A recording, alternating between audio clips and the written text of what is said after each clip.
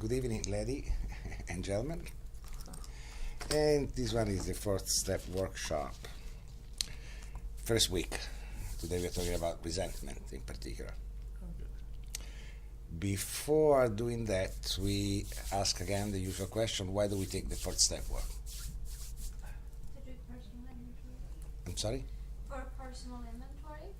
Yes, so why do we take this personal inventory? What is the goal, the function? What do we want to take out of that?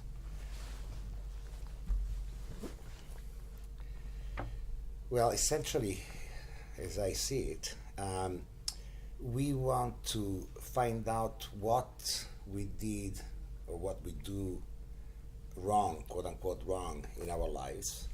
What was the elements that brought us to behave in a way that created chaos and unwanted consequences in our lives. Defects. The character defects or the character flaws.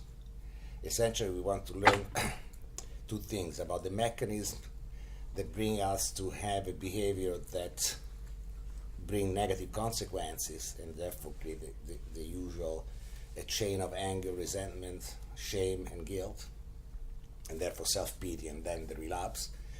And to find out what are the elements of the past that we have to eliminate, what we call the wreckage of the past, that we have to deal with, because we know for sure that those wreckage are the ones that prevent us from maintaining and actually reaching and maintaining a spiritual experience. So if we go back from the beginning, from step one, just very briefly to see how we reach step 4. So in step 1, we declare, we admit that we are powerless over our addiction, over our alcohol, and then that our life has become unmanageable. Then on step 2, we finally have this little moment of, if you want, of clarity, where we accept the fact that we need help. It's the first moment of humility in which we just realize that only a power greater than ourselves, that we can define how we want at the moment, can help us to actually, hi Sandra, that can help us restore us to sanity. And as we see from the big book, the concept of sanity in AA is defined in a way slightly... I'm just dropping this off for you. Thank you. In a way slightly different that we usually define in psychiatric term or psychological term. Sanity, as defined on the big book, is the inability that we have to make a balanced decision when we know of the gravity of the consequences. And actually, the concept of sanity is expressed when they talk about the story of Jim, the guy that drink the milk, and he decided at the last minute to put this bourbon or scotch in it. And the question that he asked in the big book is that he knows that the consequence would be that he will probably lose his wife, he will lose his job, he will just screw up his life completely. So the seriousness of the consequences at that moment did not prevent him from making the decision, to take that decision of having the first drink. And he asked, isn't this one insanity? And that is basically the only moment where insanity is really defined in a certain sense. And it goes on saying that this inability to find the balance between the choice and the consequences that will come out of the choice. So this inability to find a big balanced decision is the insanity that we carry on with our alcoholism, or the effects of our alcoholism and our compulsions and our addictions. So we basically made we come to believe that only power greater than ourselves can help us to restore this balance within ourselves. Then we got to step 3, and in step 3, we make a decision, and that is the first kind of movement forward that we have in the program. We make a decision to turn our will and our life to the care of this higher power. And why do we make this decision? because it's the only thing that we can do at this moment if we want to have any hope. Essentially, in the big book, it says, to be convinced that any life run on self-will cannot be successful. And he made very clear the fact that only if we separate, the ego that is the source of our defeat, of our problems, from ourselves, then we have some possibilities of having this obsession with our drinking relieved from us.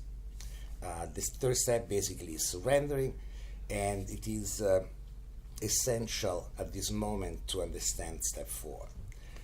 In step 4 is called the first step of action. And he says action in the big book. We immediately commence this strenuous path of action, and this action is directed essentially to change the only things that we can change.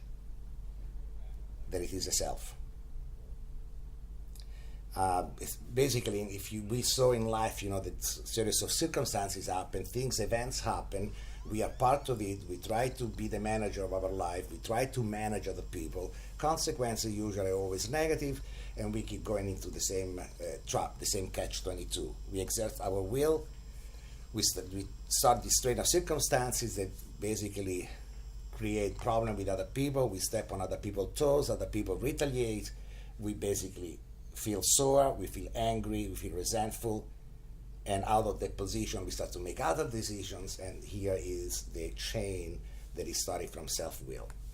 So in the third step, we just surrendered the will, but now we have to do something more, start a step of action. So we say that the fourth step is the beginning of a process that will bring changes about ourselves, and it's the beginning of a process that will last basically a lifetime.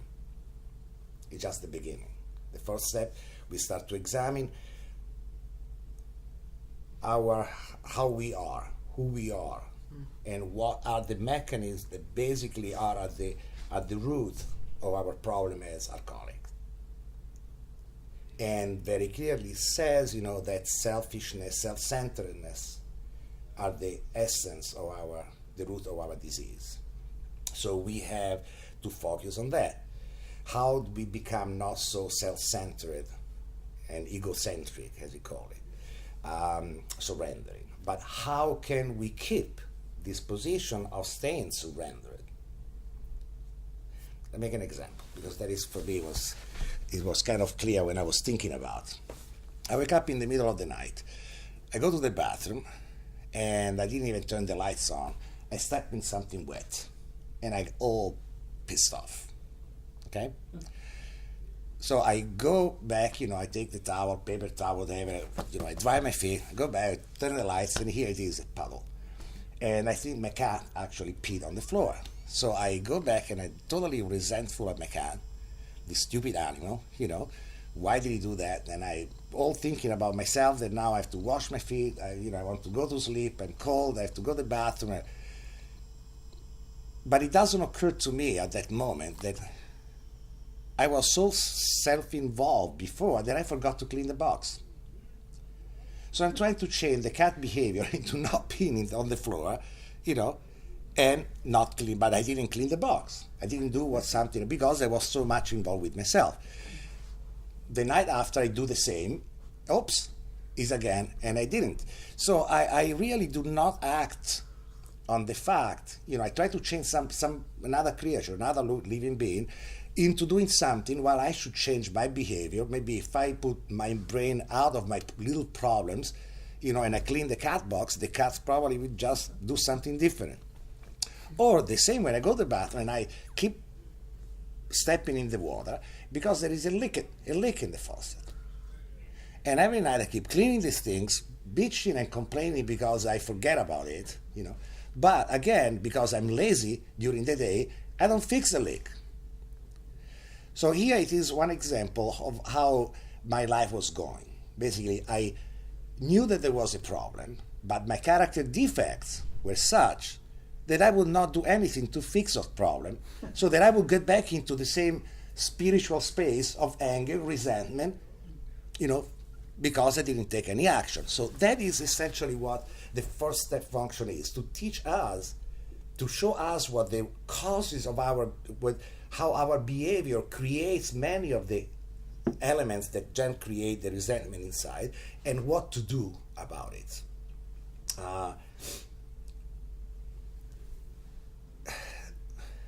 Resentment is considered one of the biggest elements. If you remember, again, it says in the big book, being convinced that the self manifested in different ways is what defeated us, we examine its common manifestation.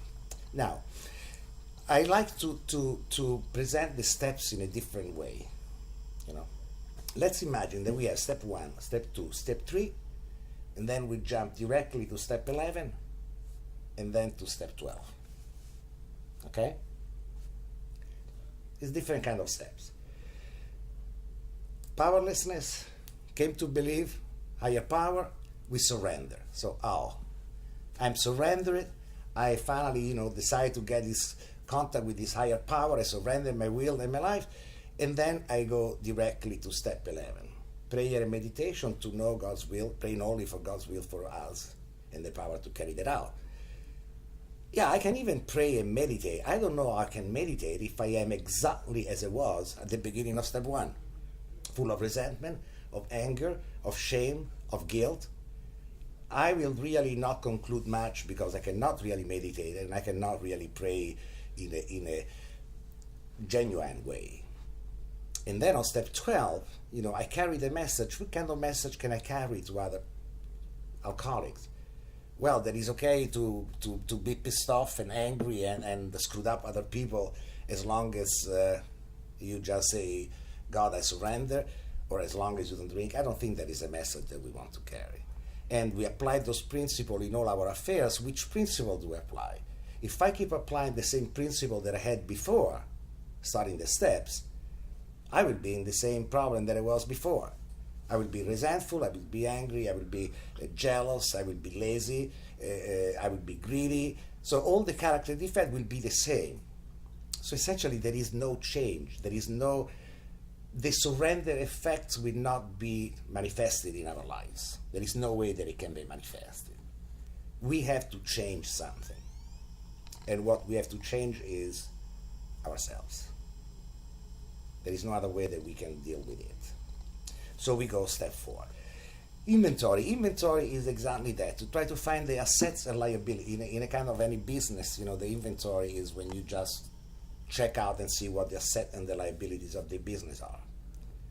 And you mark, the columns, and the goal after the inventory is to what? To decrease the liabilities and increase the assets. Now, our liabilities are our character defects, and our assets are the opposite of each character defect. They are basically the qualities that we do have in ourselves. So the goal of the first step is to make a moral inventory. We have to find out which one are our liabilities, and we call them character defects. I actually rather call them character flaws. It's softly and gentler on me, because thinking I have defects, times, well, I don't know if they're defects. I know that they're flaws. I mean, there's things that, when I keep working and using them in my life, they keep creating a lot of problems in my life. So how do I go about that? In the book, we know on the 12 at 12, that basically we have as human beings 3 kind of natural instincts, okay? There is a social instinct, security instinct, and the sexual instinct. Essence of the human being. We want or we like sex because it's pleasure and because it's recreation. The species have to be protected. We want to have security because we want to feel secure in physical terms. We want to have shelter. We would like to be covered if it is cold. We want to eat, possibly every day. So we have this sense, this needed instinct to produce things that give us security. And then as a social being, we have the instinct of creating relationship with other human beings. Okay, this is one of the three basic instincts that are natural. So basically everybody has them. And they are usually in many people, theoretically, let's say, they are kind of balanced. So we act on these instincts to produce the effect that give us the sense of joy, of happiness, of tranquility that we need in life. And I hope you all agree with me that the basic instinct, that need everything, is the desire of being happy. You can define happiness as serenity, as peace of mind, as ability to enjoy life, but essentially that's what we want to do in life. At least that's what I want to do, and I've seen that most of the people that I know aims, toward the same goal, to have a pleasant life. Okay, what is the problem that happened? Why I cannot have it? I really don't know exactly, but I know that there is a certain mechanism. What happened is that something happened in my life at a certain point where some of these instincts are not met.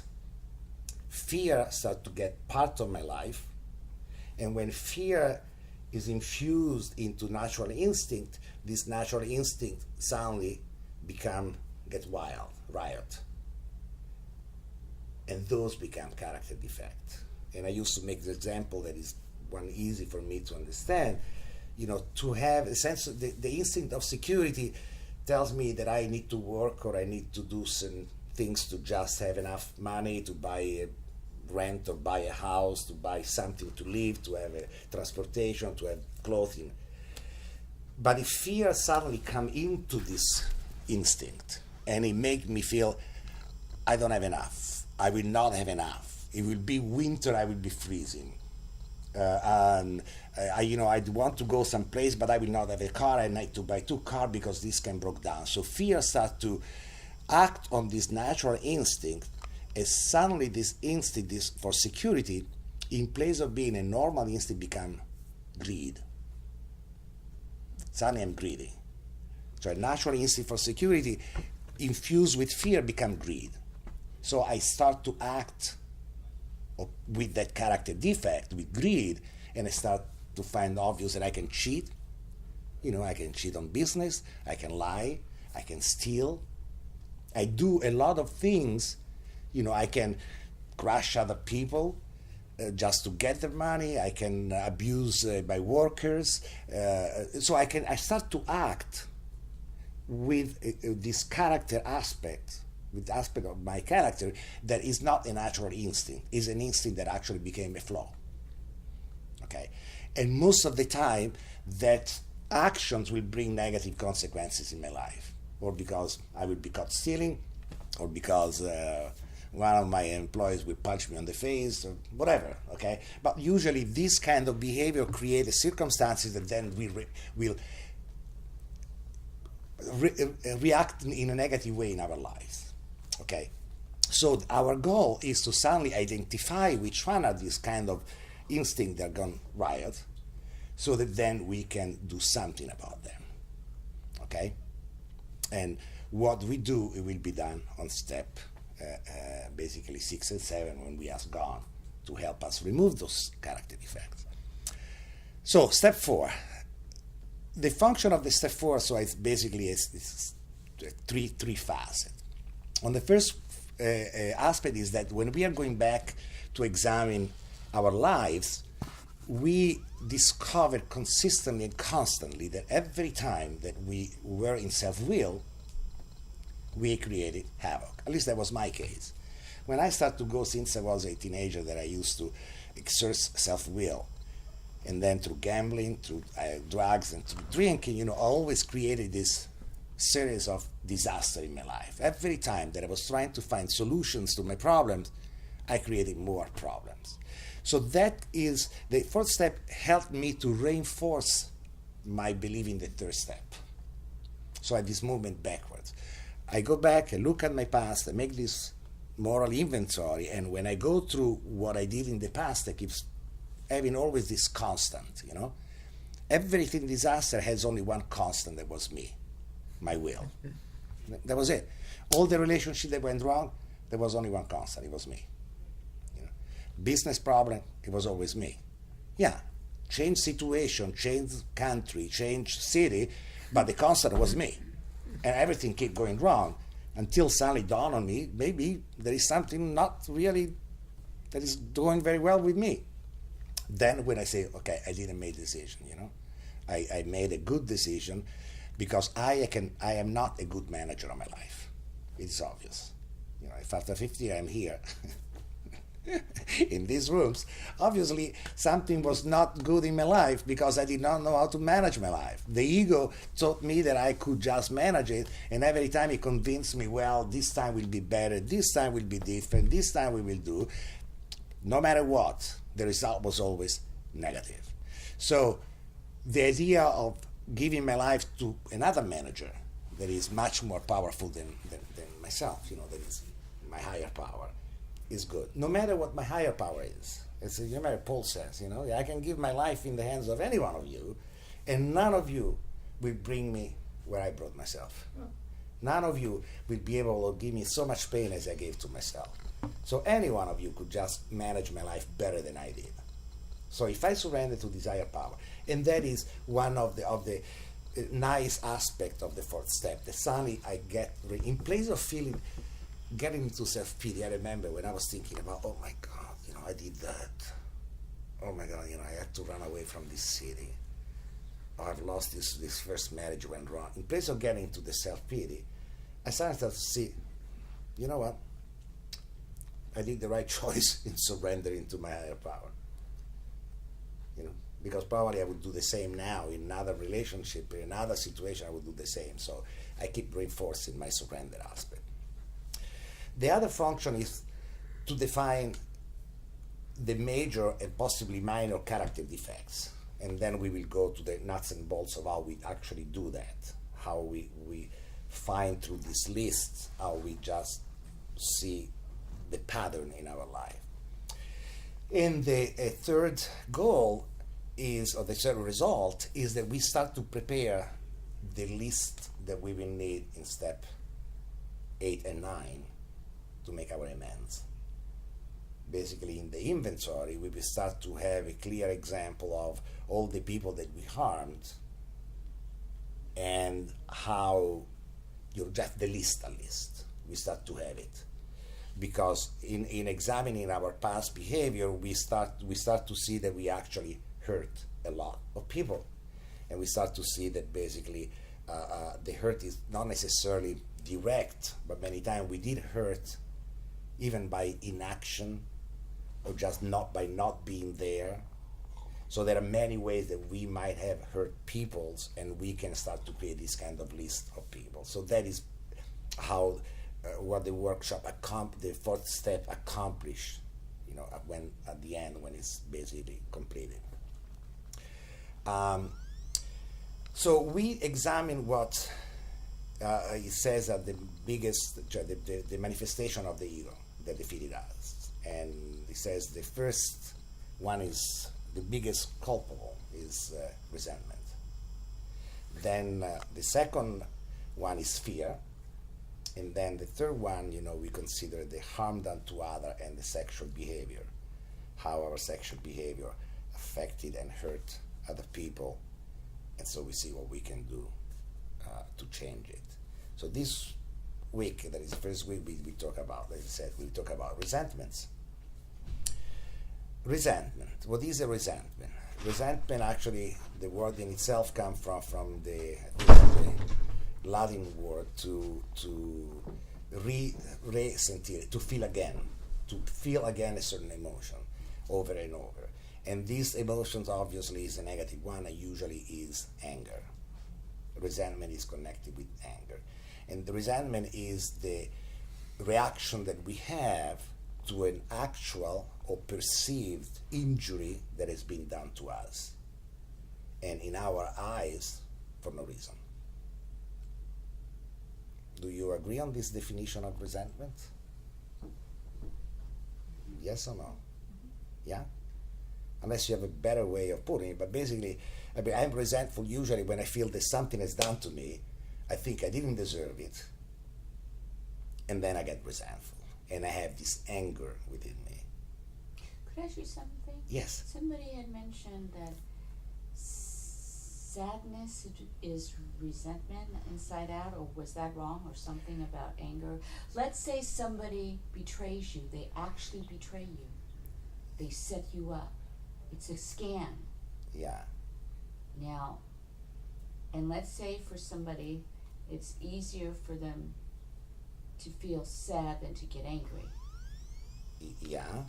So or because they do feel sad because they feel hurt, because they felt betrayed, because they trusted this person. Okay, so would that be a real sadness versus me having resentment? Well, that is exactly the function of the fourth step.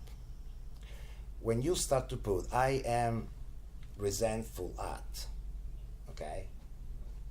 Or I have anger Can I toward. say something? Yeah. I think that's more common with women than it is with men. Yeah, You can't know, like get women angry. get when somebody hurt us, we get more sad, and when somebody hurt a guy, a man, he gets angry. That's like the natural instinct for a Thank guy you. to get angry, while a woman That's a good usually point. gets like hurt and sad. I So I think it has to do with testosterone and. no, I do understand the difference. I don't know if that is natural. I think that is mechanism of self-defense. Right, and I really do think that is for me. It is a mechanism of It's self-defense. interesting you should say that, because I think it is, because I rather feel that way. If I get angry or allow myself to get angry, I don't know if I can turn it off, because I don't normally, and I feel like I would be wounded more. Whereas if I felt sad, because I do feel sad too, I mean, I can't, I'm in shock. It would be easier for me to let that go. Well, there is a kind of, I think that the element in terms of sadness and anger. And you can understand why. Yes, it is. I gave you specific. It is, yes, it is based on pride, on a different conception of pride. Men consider pride something that is based on mostly what society actually think about him. It's the defense mechanism is to be angry So instead of to show like the instead to feeling show of emotion. sad. That is very true. Oh, for the man. Yeah, for the man. I You know, the see. woman Oh, is I- much that's more, and I interesting. would say actually is much more intelligent in this Yeah, sense, the it's- woman, it's- because exactly. he's more able to be in touch with emotions Right. and realize that a very important component of the betrayal of Oh my his God. pain is not so much anger. Yeah. Because the anger is self-defense because my image, Exactly. my ego has been tarnished in front of other people, even if nobody knows, but still I feel as a man, oh my God, I've been duped. Exactly. It's I'm almost- weak. I've been making a fool of. My image, my whole image suddenly start to shake. And so anger is the reaction. The emotion comes later if I'm able to actually get in touch with the emotion of sadness. The woman is much more in touch, I believe, and that is by your interpretation, but as I see, it's much more in touch with emotions first, that actually is able to distinguish between the two components. Yeah, I've heard it said that sadness is a more honest emotion than anger. Yeah? I've heard somebody say that. Well, I do believe, I actually agree on that. Thank You know. So I guess I'm doing everything I'm supposed to do and feeling Yeah, everything I mean, I'm supposed to feel, emotions and are let it be. emotions, you know, and we cannot really do anything about that. Even anger is an emotion. You know, what is really important is what we do with it after we let it come to us. But the most important part is to let this emotion come to us. Yeah. Okay, and a lot of people rather fight certain emotions. If you want to say men more than women, I tend to agree with you.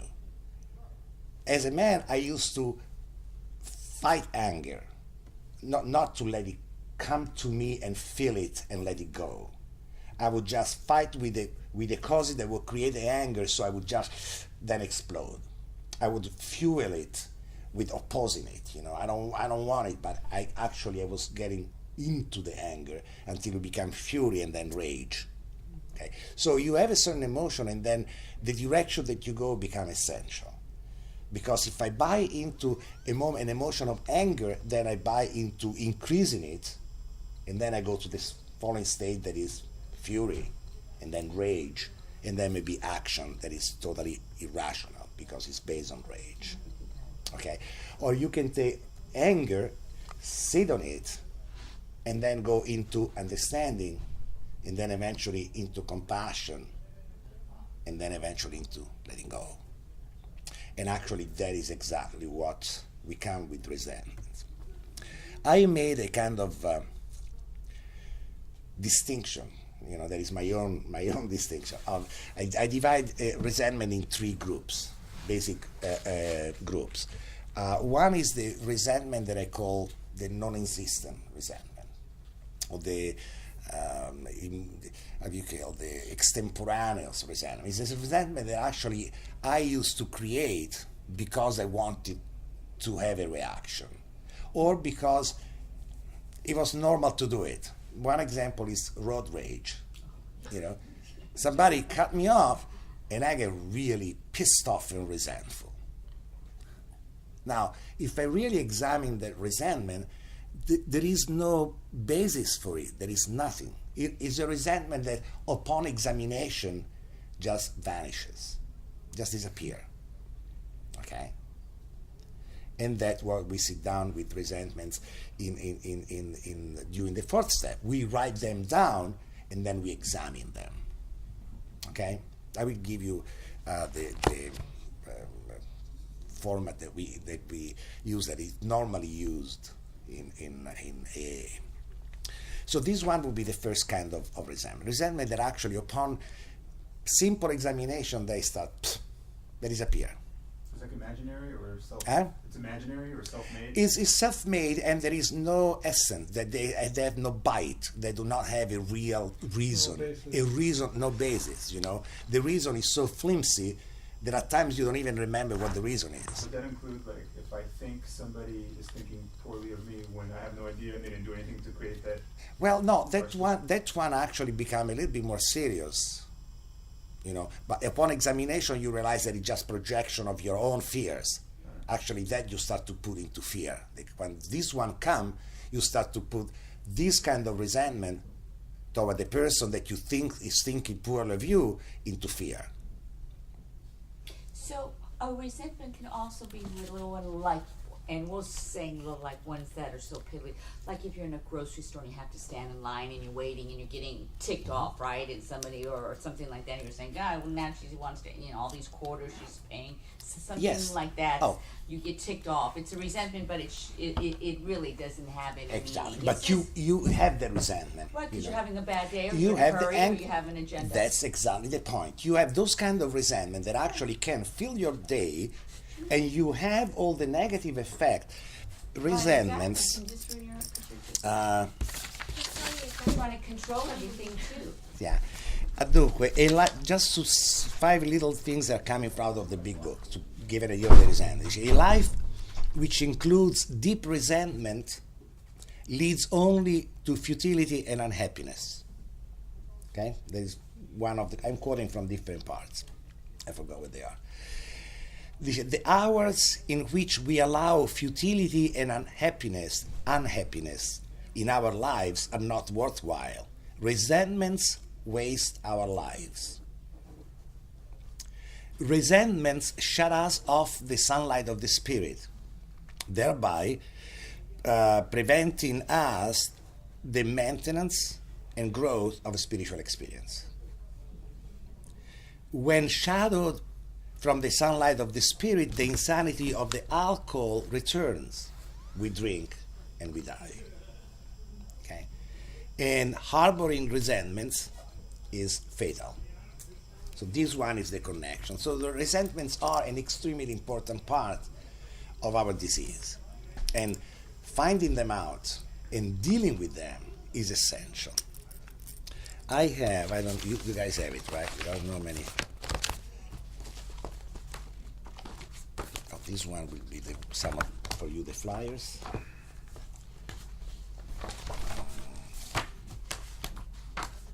Okay, I think you don't have it. This one. Thank you. This one. Okay. Okay, here you go. I have. And this one is. This The is reverse? basically Okay. yeah, this first page. Great. But you could Thank you. actually, I'm not sure which one is the best way of putting them, Okay. but it's fine. From that reverse. So okay, so what we do essentially is, let me see if I have a list, little list of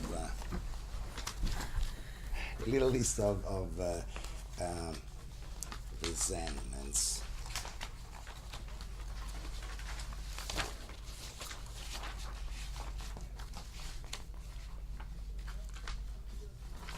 Yeah, I think I have 3. This one is a list just of common resentments that can help you. Thank you. Okay. Getting lost. Judges. Uh,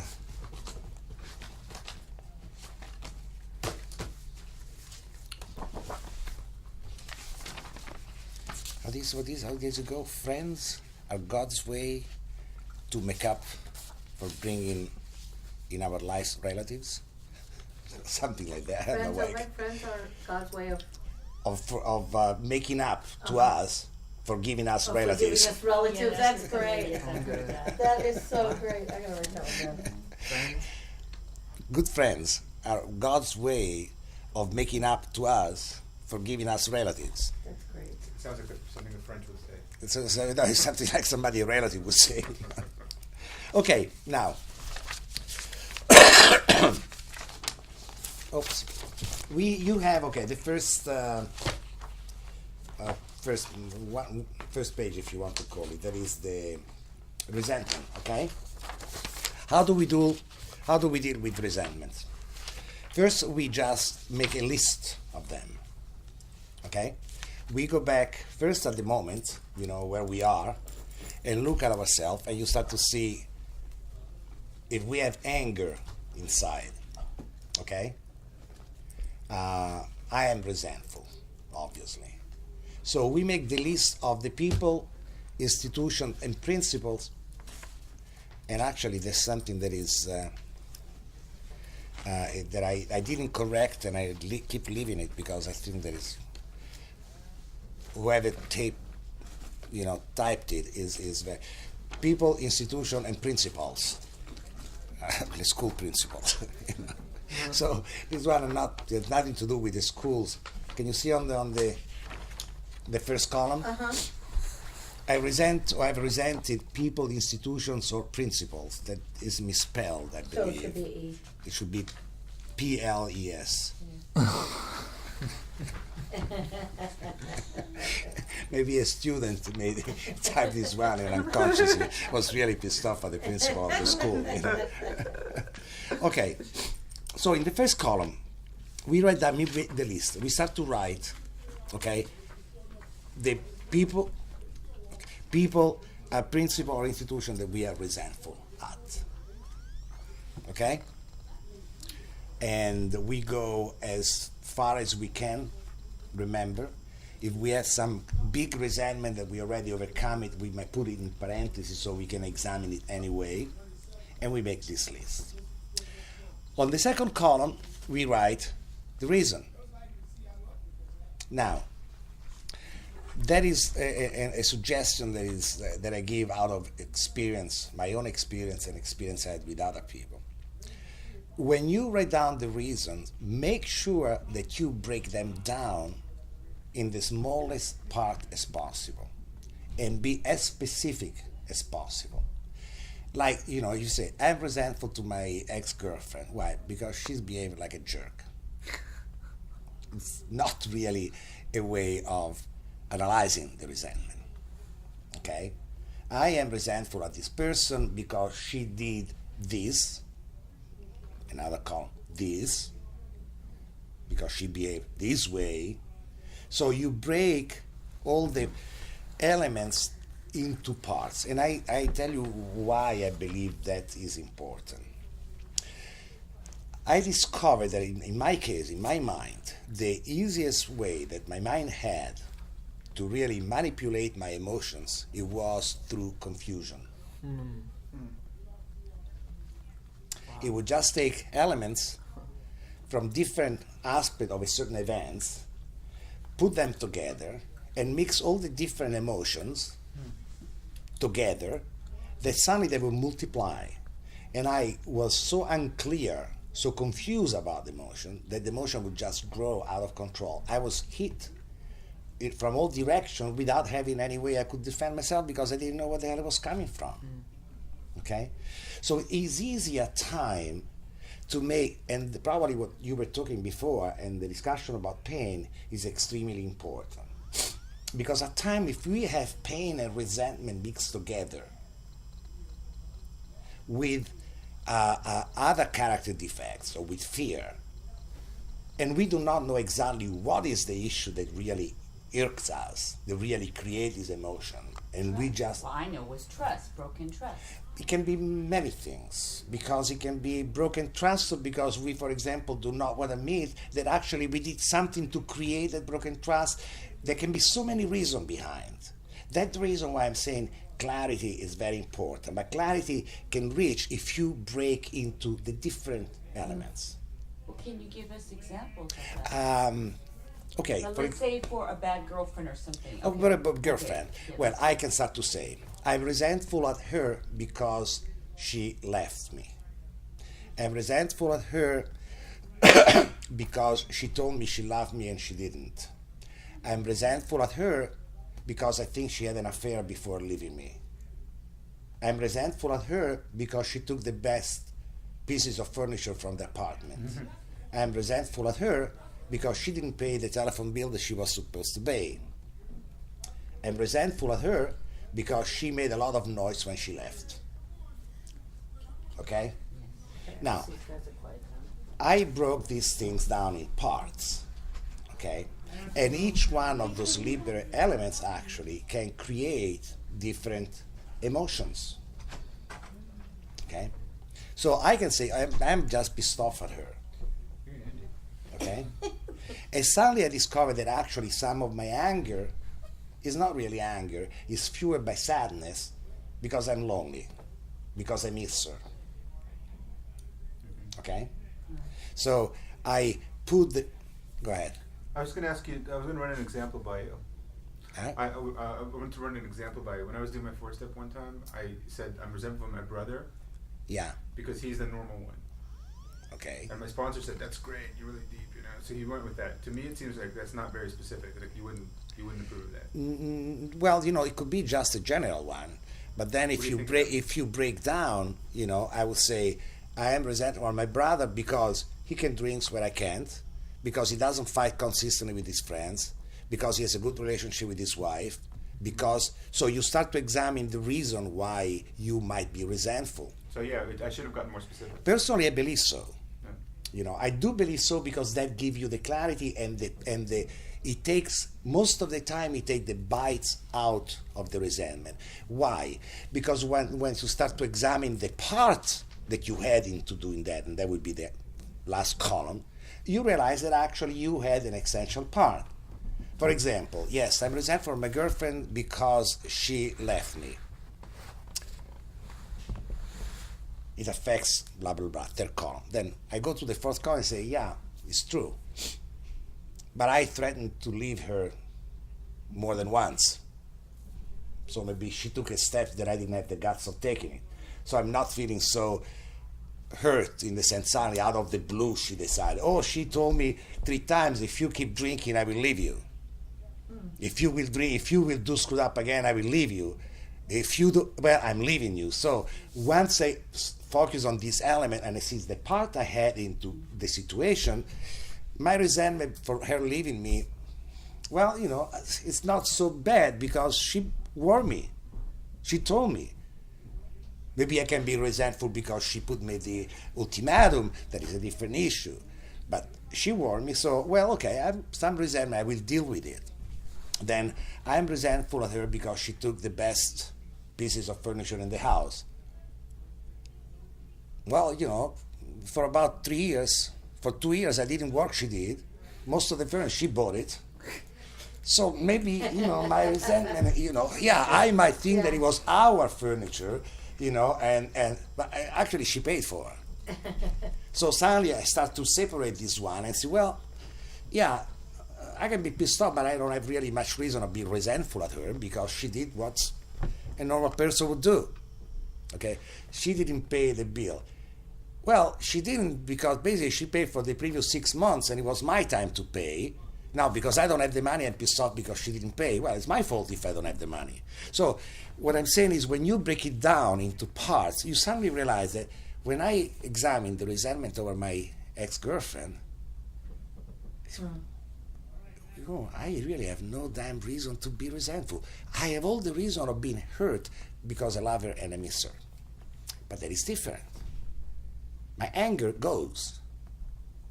The pain might stay, but the anger is gone. Because I broke down and the resentment is no longer there because I see my part in it. Wow. Okay? So this one is actually the second group of resentments. Resentments that when I examine, I realized that I had a part in creating the circumstances that then created the resentment in me. Is that So when you're saying the second part, okay? the resentment would be girlfriend left. Right? Girlfriend, and then And first then- line I write because she left me. The second one because she took the best furniture. The third line because she didn't pay the telephone bill. Oh, you're going this way, Yes. not this way. Okay. No, no. Okay. The first So the girlfriend, and then you get the first specific column on is the my things. girlfriend. Then on the second column, It's I many, put many things. many whatever are the breaking down. Okay. Got it. Huh? That's how it is in the big book. Yeah, we're just following the big book format. Okay. Okay. And then on the third column, there is a self. Okay. We examine which area of our life, of our instincts, has been affected. Wow. Okay? So, when she left me, what it was affected? My pride. You bet on that. You know, she was young, gorgeous, and intelligent, and suddenly I'm going to tell my friend that this gorgeous woman left me. I can tell them that I was a jerk. So my pride is hurt. Okay? Self-esteem, of course. You know, if this woman that I care for, left me, obviously my self-esteem starts to go down. Material security, well, I can make a fact that she used to work, she was rich, so how she goes, my material security is threatened because maybe I will have to work, I don't have a job, so there is a reason that affects also my material security, the security instinct, okay? Emotional, well, of course it affected that. Emotionally, I'm devastated because I have broken a relationship that I really cherish under many respects. Okay, sexual relations. I'm not going to be getting any. Obviously, it is. Ambitions. Well, if I assume that my ex-girlfriend, was positioned in a certain way that could have introduced me to people for my book or stuff like that, yeah, even socially I feel threatened, ambition in terms of security, maybe not. Sexual ambitions, well, is already be affected by the instinct, okay? So I examine these aspects.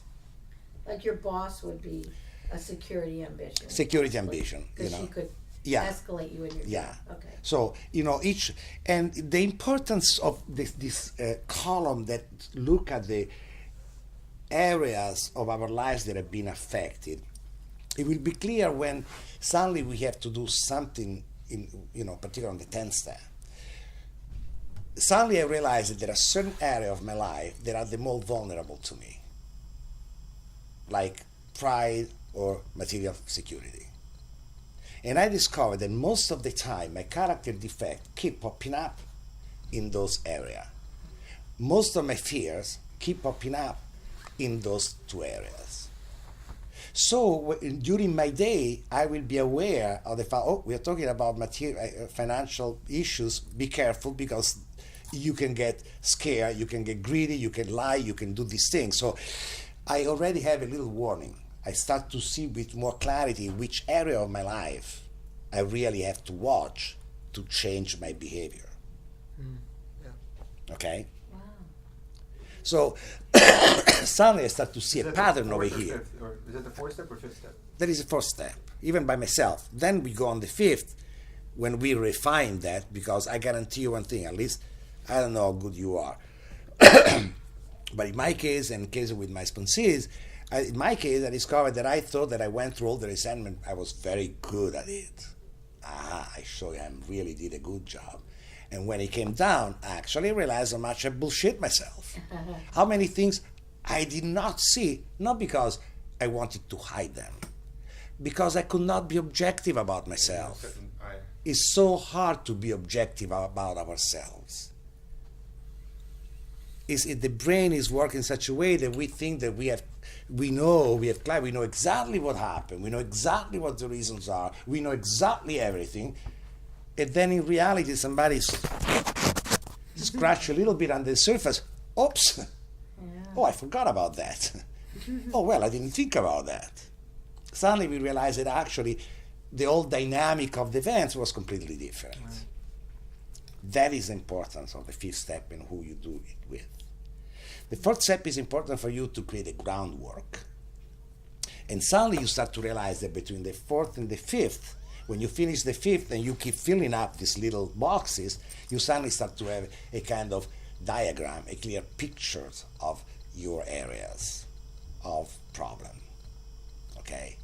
Because you will start to see a pattern. You start to see the column of economic security is keep having all these X. Mark. So you already know that is one area of your problem. The same happened with the character defects. And I tell you now, we have a few minutes, how basically what you do in that. You have the list of both common character flaws, okay, and common character assets, okay? Now imagine, you see the fourth column where it says defects, okay? Imagine for a moment that is not there, okay? But you put this page like that, okay? Covering the fourth column. Over here are the four basic ones that are basically mentioned in the big book, okay? So basically, when it comes to my girlfriend, I have to ask myself, I've been selfish? Was I dishonest? Was I self-seeking and frightened? Was I inconsiderate? Okay? And I start to answer and mark, yes, I was this, no, I was not that, so I don't say I was this. But then I can go expand on that and start to say, for example, I was a liar, I was cheating, I was intolerant. I couldn't find it because I was looking at the character assets. Okay? So I start to put over here and I start to say, well, in that situation, I was angry, yes, I was angry. I was intellectually arrogant over hers. I was dishonest. I was not domineering, but was envious because she had money. So I start to mark all those elements that were involved in creating the resentment. The serious inventory. I take the inventory. I'm telling you one thing. For me, the fourth step, inventory, and the fifth step are essential to a good recovery.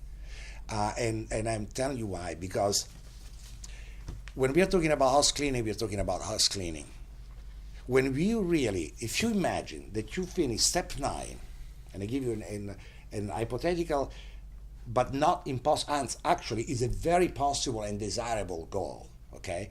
You finish step 9, because you suddenly had no more resentment within yourself. So anger, you dealt with it. Anger for past issues. The sense of injustice, the sense of being the victim. And we talk to the third one that I actually want to, probably will go a few minutes later if you don't mind. So you get rid with this kind of resentment. You get rid of fear. Suddenly you can just feel your life, you feel that you can look at life outside and inside and at people, and fear start to completely disappear of you. We commence to outgrow fear. Actually imagine when your outgrow is such that actually basically the experience of fear is so minimal that you can always get rid of it. No more fear in your life. And imagine that you have no longer shame and no longer guilt. You come to terms with yourself as a human being, and you start really to accept who you are and to accept the fact that the past is the past. There is nothing you can do to change it. You don't. Is that how you feel? You don't have any fear or shame or guilt? I don't. I have pain because there are painful experiences in my life now, but certainly I can face them with absolute no fear or no guilt or no shame. What I did, and I cannot change it. I embrace my past because I know that without my past I will not be here today. And if today, because of my past, I can communicate or relate to any one of you or helping any one of you a little bit in finding your own path toward your own truth, I already did something. So all my past already has a positive function.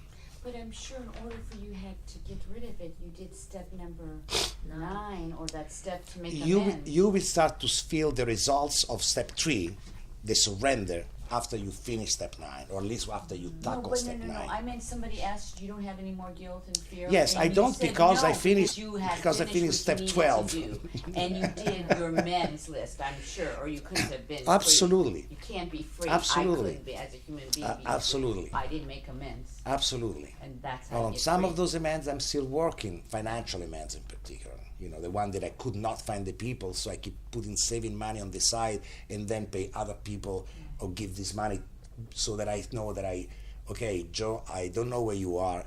You know, I screwed you up with $500. Here's the $500. I'm sure you would love to have this $500 going to this charity. That is one of the ways that you deal with certain amends, okay? But actually, at the end of the 9th step, you should feel absolutely clean. Wow.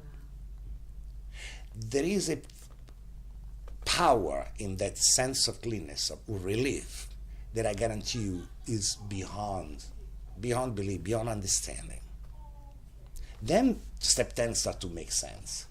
Because what I want to do, I want to keep myself clean. So every day, as soon as I feel anxiety, you know, or one of my character defects, because I have them, not that they abandon me, you know, I might get angry, or I might have the temptation of saying the truth in a way that actually is a little bit dishonest. You know, immediately I feel this sense uneasiness. What I do, I face it. Maybe the day after I pick up the phone and I say, hey, Joy, you know what? I tried to mislead you yesterday. So I'm clean. I don't have to lie because I don't have to wear any mask any longer. I don't have to cover myself because I am what I am. I accept myself for what I am, and I don't need to put a mask on. I don't need to make you believe that I'm different, because then my life would be unbearable. Then I have to just deal with those little things, you know. Wait, I told him that, I told her that. Well, now I'm going to tell her. And you know, life is, you start to screw on something and suddenly seems that all the event of the universe seem to focus over there, and things that you would have never imagined would happen, they happen just to put you on the spot. You know, you think that you said a lie that could be foolproof, you know, that no way the person will know. It's time you discover that God created an unusual, a thunderstorm or a deluge or something that suddenly the two people that could have never had the chance of talking to each other, actually they are talking to each other. That's the opposite of a miracle.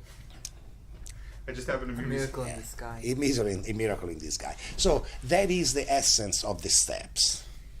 Okay. Then step 11, you keep reinforcing what you finally start to see the miracle of step 3. Okay. And then step 10, you keep working. Apply those principles: rigorous honesty, compassion, open-mindedness, and love in all aspects of your life. And you do service. You keep carrying the message. And actually, you don't even need to carry the message. You know why?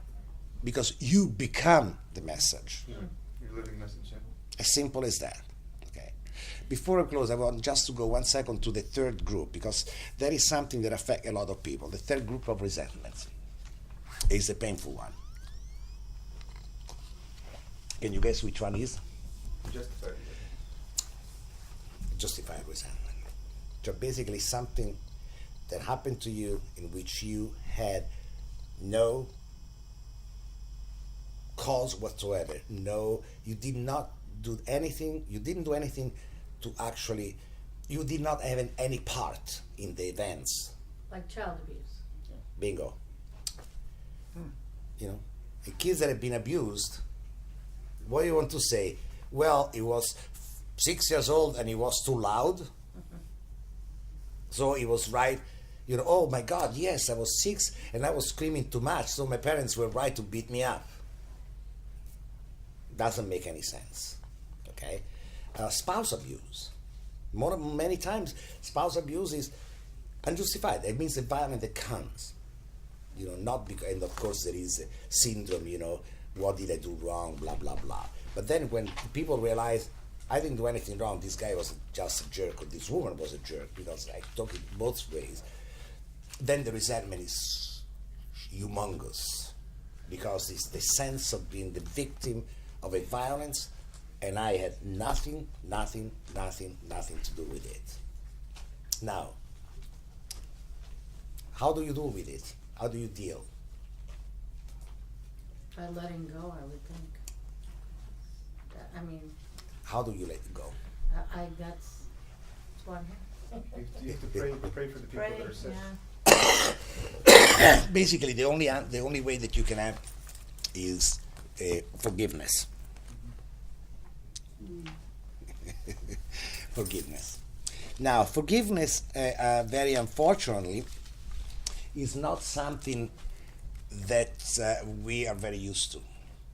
It's not something that we actually have instinctually inside. Actually, we do have instinctually inside, but we cover it out of fear. Forgiveness is practice. We can practice to forgive. We can just practice in our life to learn how to forgive people.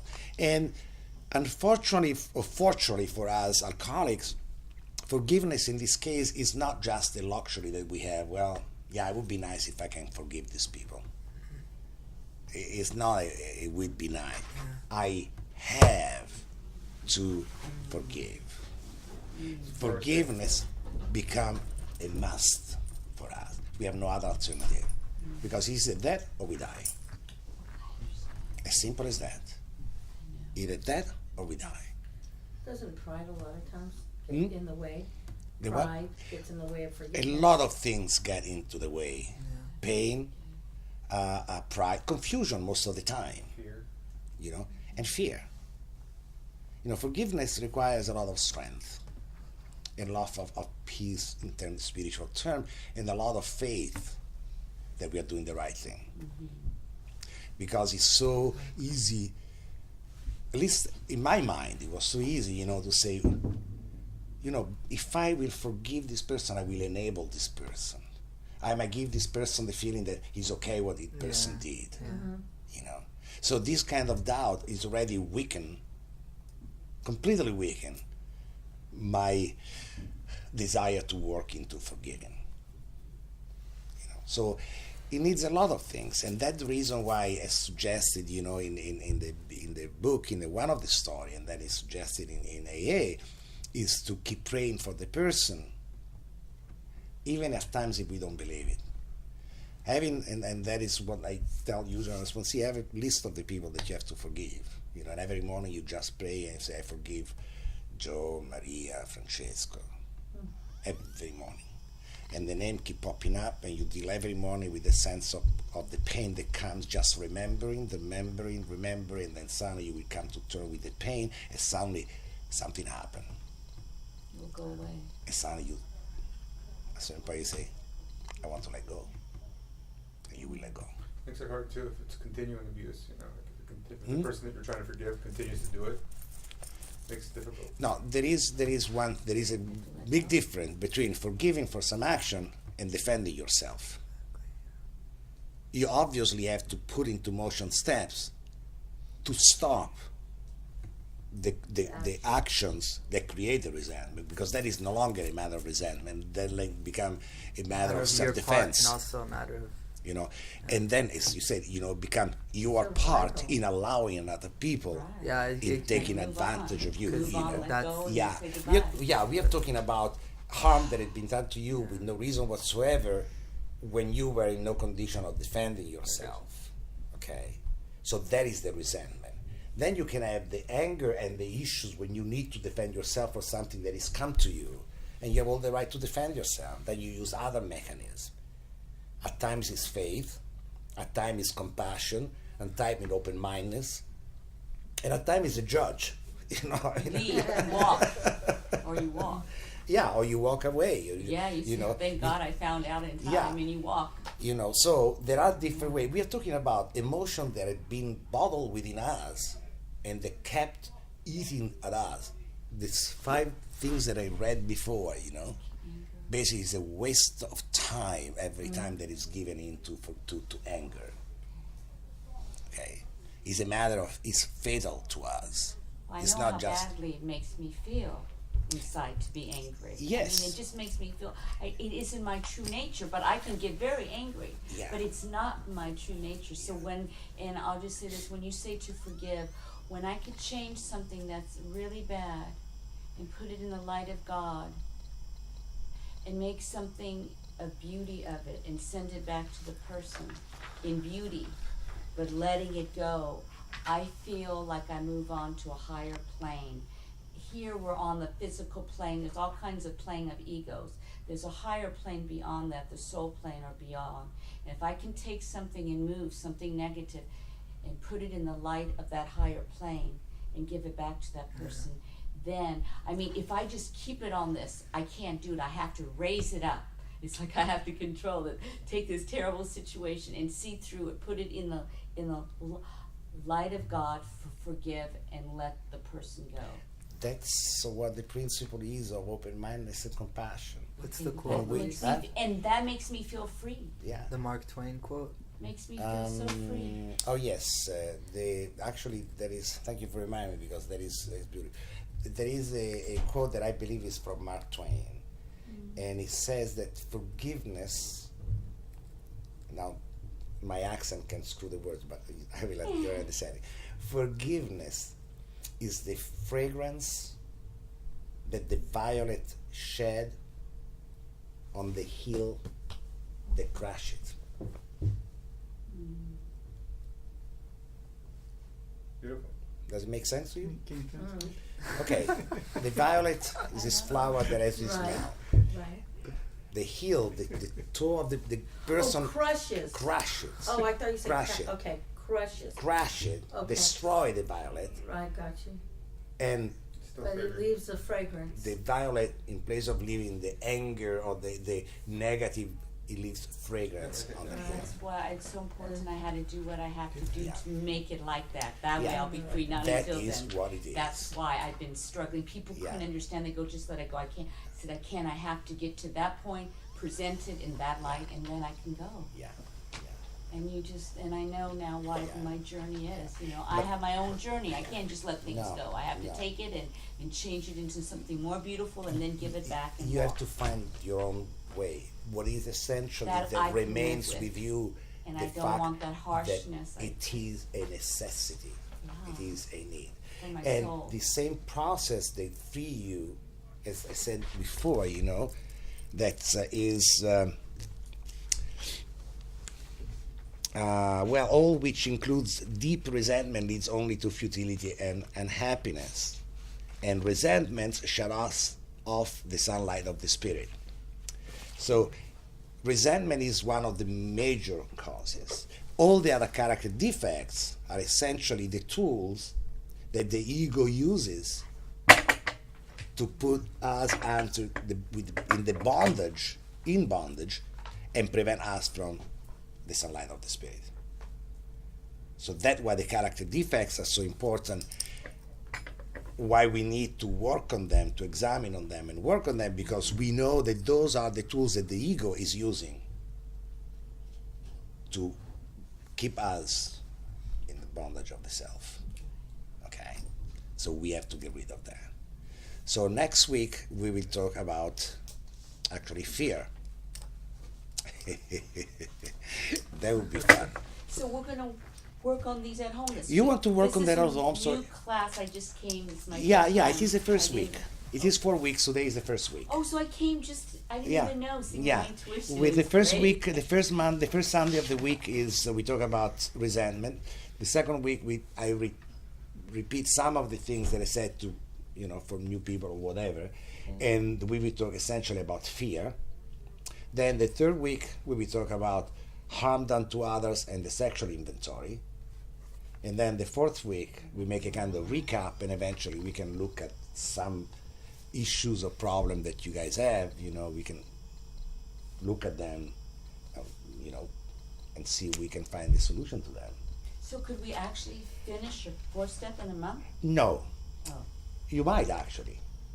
If you really work hard, you might. Because I don't know why I say no. You new might. one, but I mean for the past No, year, you can something do it. Yeah, you can That's start a little- actually. You can really do the fourth step while during this month We have a in month, doing right? it. Yes, we have I 4 don't weeks. have that much to do. We have 4 weeks, okay? And basically, you can put down the list, the causes, and see some of the pattern. When I said no, I was thinking about the 5th step, because the 5th step, at least the way I work it with my sponsees, it takes by itself, weeks. Weeks in terms of just meeting once a week for 4 hours, so it can take time, because it depends how you deal. I really feel that at the end of the 5th step, the sponsee should just come out mostly with all the resentment dealt, with a sure understanding of where fear coming from, and so the tools to just fight fear off, and so the sense of reinforcement of faith, and we will talk next week about that. And then with a clear knowledge of what the character defects are in the everyday behavior, in terms of relationship, of sex, in terms of harm done to others, so the list of the people where the amends will have to be done. And so that at the end of the 5th step, basically the sponsee should have a sense of the kind of amends they have to make, be free of fears and free of resentment. So that then when at the end of step 9, the path for, not all the amends can be done right away. But once you have the knowledge of make the amends that you can, and have a clear plan of how to deal with the others, the freedom is already there. That's how that at least how this step will work with me, and then how I work the steps with my sponsees. And I do this way not because I think there is the right or the wrong way, because it was a way that worked with me, and I don't know better. I'm damn stupid, as they say. So I do exactly what what they did with me. I just copied. I have all the list of the things that the sponsor asked me to do, and I asked my sponsor to do exactly the same thing. I'm not intelligent enough to be creative and to take risk on other people's lives. What they told me to do, I did it. It worked with me, and so it might work with other people. But that is my way. Each sponsor has his own way of doing things. So that is the way. Each one has his own way. We just try to discuss here certain principles that might apply to most of us, and you might find useful. You might, consider them, and then see what you want to do with them. And I'm sorry that we talked too much today, but hello. Thank you so much. So I hope to see you guys on next Sunday. By God will, I will be here. Did you say God willing? Yeah. Oh, you Jewish? Huh? That's what we always, because I'm Jewish, we always say God willing. Oh, really? Do you know what is? Everyone so far away? says it. As soon as really, let's that's close what the meeting, and I Okay. will tell you, because one of my sponsors that is Jewish actually had to go to a rabbi to come to this point. It's not a Hey. joke. It's real. Not me, don't worry. Erica's like, Okay, Erica, you can bring us out. A moment of silence, followed by the serenity prayer.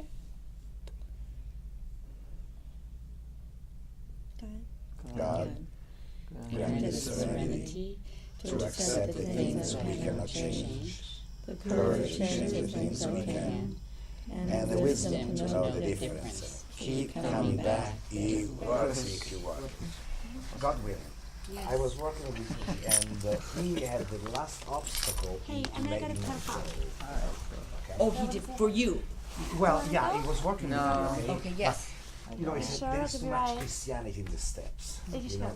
God's will. I don't know if I feel I'm Maybe betraying my I'll be there in religion 5 if I minutes. accept the concept of God's Maybe will. yes. You know, I don't think so. You know, if you think of the Ten Commandments, you know, whether you want to lose, that is God's will for you. You know, but I don't want to be after that. if that were his thought, so he actually called two rabbis. Finally, the rabbis went back to him and he asked, "Can I let go without betraying my religion?" The rabbi said, "Of course," and they gave him instances, particularly during certain ceremonies, you know, certain services, certain Jewish services, where the rabbi says something. It's like in the Catholic religion. The rabbi says something, and the congregation answer, and there is a part where they say, "God, you know, God's will be done." You know? So finally, he was able to overcome this last obstacle that he had, and he just surrendered completely to faith, to his own God, you know, to his own faith, and then it's just been exploding with beauty, this guy. I like that. Yeah, and that was the last obstacle that was, you know, keeping him from really Letting surrender completely. And once he was able to finally overcome the last rationalization or the last fear that he had, and he really surrendered,